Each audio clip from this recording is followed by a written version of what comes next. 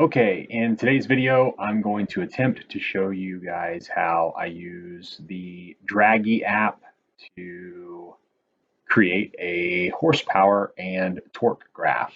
So full disclosure, I am not a video editor, so please bear with me, but I'll try to step you through step by step what I do. So first thing is to click open the Dragy app. It's going to go through its little deal here and then click connect.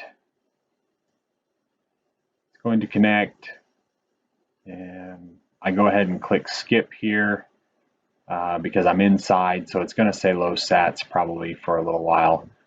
But now that I'm connected, the next thing I want to do is click this little plus right down here. After I do that, I'm going to click custom mode up top here. Here you can see that I've already added a few, but to add a new testing parameter, I'll click add. It's already set up for speed. And so you're going to start putting in the speeds you want. So as an example, I choose 30 to 31 and I click save. That's it. It's in there. Now it didn't show up at first because it's in order as how you put them in. So I went through and I did a whole bunch of them in order, but you'll be able to see if you scroll all the way to the bottom, you can see the 30 to 31 that I added at the end. And then to delete it, I just hit the X button and it'll get rid of it.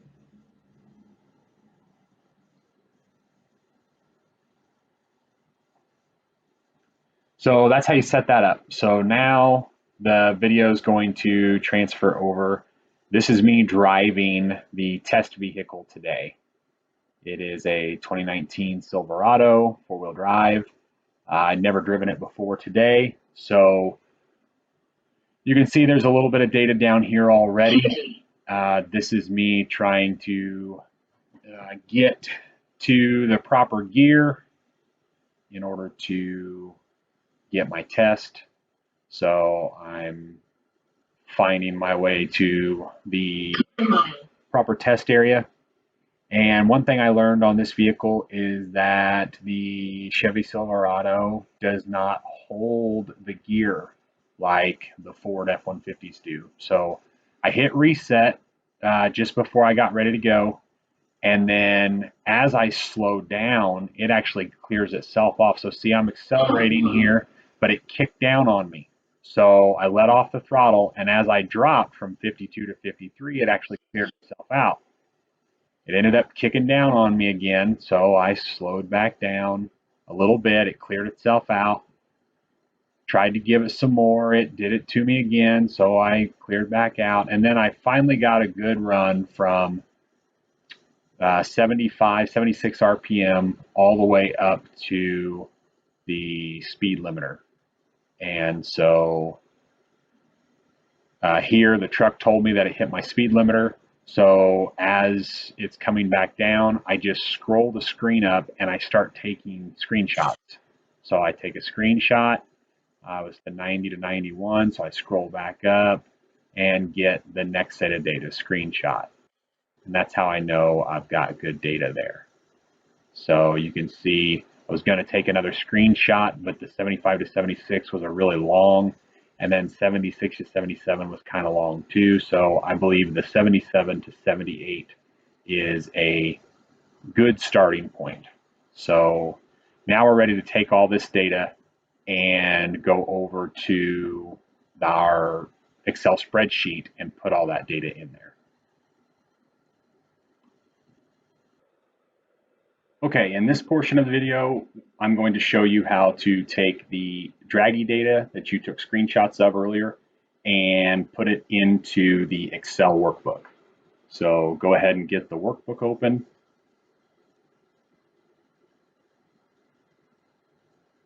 You will probably get an error message up at the top that says macros have been disabled.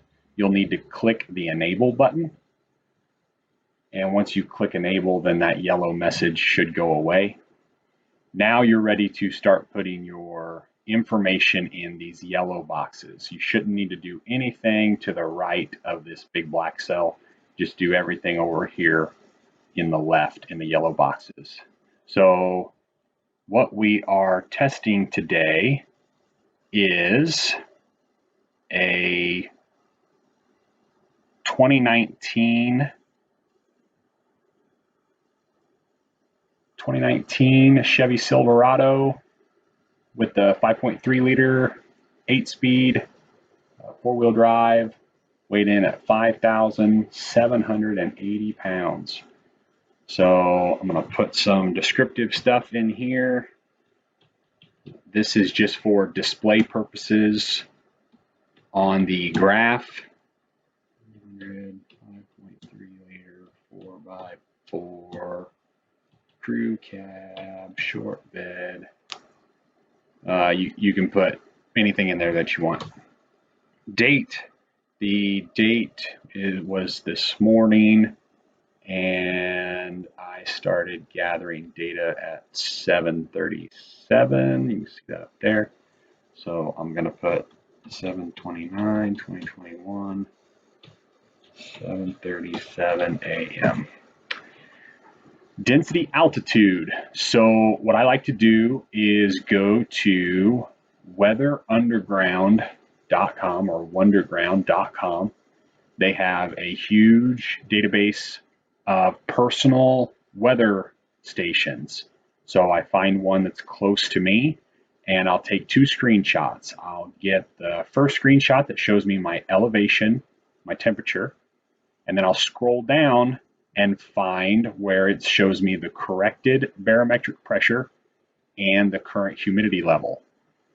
The corrected barometric pressure is almost what every place shows. You can find uncorrected from time to time, but most of the time it's corrected. So then what I like to do is go to airdensityonline.com and find their free DA calculator. So I'll put in my temperature, I'll put in my humidity percentage. If you have an uncorrected barometric pressure, you can put that in and then you'll just leave the elevation spot blank. But since I have the corrected one, I need to put in the elevation so that way it will factor it back out. And looking here, it looks like my DA was 2681. So I'll go back and put in 2681. Weight, as I said before, I actually drove it across the scales as I was finishing the run, so I know what the weight is. If you don't know the weight, but you have a rough idea of what your curb weight is and all that, you can actually come down here and use this calculator. So I think it was 5350 maybe curb weight. I'm a bigger guy, put that in there. I know it had a bunch of fuel in it. Fuel tank size is 24 gallons, and look, I'm within a few pounds. So anyway, if you don't already know the weight, you can use this as a guesstimator.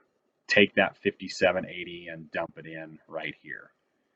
Coefficient of rolling resistance, this is almost always 0.01. If you start getting into some really big, fat, wide tires or bigger trucks or whatever, you can adjust this out to 0.02, but it's almost always going to be 0.01. Coefficient of aero drag. This is a number that you can try to look up. I've looked up a couple of F-150s and Silverados in the past, and they're usually between 0.4 and 0.42. I had looked up a Silverado earlier this week and found a number of 0.412. This number does not affect the graph a ton, but it will adjust the graph at the higher speed. So it's important to try to find a close number. So I'm going to use a 0.412 because that's what I found before. Frontal area. So frontal area is the height of the truck times the width of the truck and then multiplied by 0.85. See here, it says use the calculator below. So you can come down here and you can put in the vehicle width in inches, not counting the mirrors, and the vehicle height. So I looked up this information and took a screenshot of it here. So the overall width is 81.2 The overall height, so I have a 4-wheel drive with the short box, so that's 78.4. So 81.2, 1.2, and 78.4. And boom, that kicks me out a number of 37.58. So that's what I'm going to put here, 37.58. And for just more informational purposes, I'm going to put in here 5th gear. This will show up on the graph. Now, here is transmission ratio. This is how we work backwards to get the torque curve. So transmission ratio, this is an 8-speed. I've got that here. So the 8th speed, 5th gear is a 1.27. Looking at the rear axle ratio, I took a picture of the sticker. There's the rear axle ratio, 3.23. And then tire size, I went ahead and took a picture of the actual tires, 265, 70/17. And then correction factor. I found that 3% fits dynos that I've seen versus Dragy data. So that 3% correction brings the Dragy data up just a little bit to match the DynoJet a bit closer. However, if you pick a lower gear, which is lower mile per hour, and if you try to go up a grade or down a significant grade, it's going to show a different graph. So you want to try to find a flat road, and you want to try to use the highest gear you can, because that's going to be the closest to what a DynoJet would pull. But if you pick a different gear and you know you're picking it for a specific reason, you can adjust this 3%. But if you're not sure, I would just leave it at 3% for now. So now that you got all that, we are ready to start transferring the data over from your Dragy screenshots. So I'm going to split this screen here and look at our Dragy data. So here is my first screenshot, and it looks like 77 to 78 was my first good grab. So I'm going to put in 77. Notice how all these other ones changed.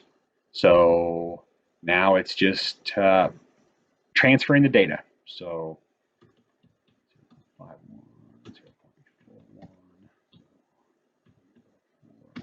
and I went ahead and copied this data from earlier. So I'm going to pull open the sheet that I already copied all this from. Copy it and paste it in there, and then just verify that I didn't miss anything. I'm going to look at my next one, and my last run should be from 104 to 105 and a 0.58, and you can see that right here. Okay, so now that I have all that data in, I'm going to go ahead and make this big, and then I'll click graph, and boom, there's my graph. So hindsight, I thought this was a 10-speed when I first jumped in it. Turns out it was the 8-speed. So with a 3:2:3 rear axle ratio and a 1:2:7 gear ratio, I didn't get the RPMs that I should have. So you want to try to pick a gear that allows you to run out your RPM range, but it still doesn't change the data. So peak torque is 323 foot-pounds of torque at 3,800 RPM. On this graph, peak horsepower was 273 at 4,500 RPM. If I had chosen 4th gear, probably could have run this out past 5,200 RPM, and I would have been able to then see the graphs actually cross each other. So there's that. You should be able to print this to a PDF. Everything should be sized properly. If you're having any issues, you can always hit me up and I can help you with that. Thanks again, guys, for humoring me and watching this video. I hope you guys find some value in this. You can find me on Facebook. I'm in a bunch of the groups, and you can always hit me up at my email, davidkvenus@gmail.com. Thanks again, and take care.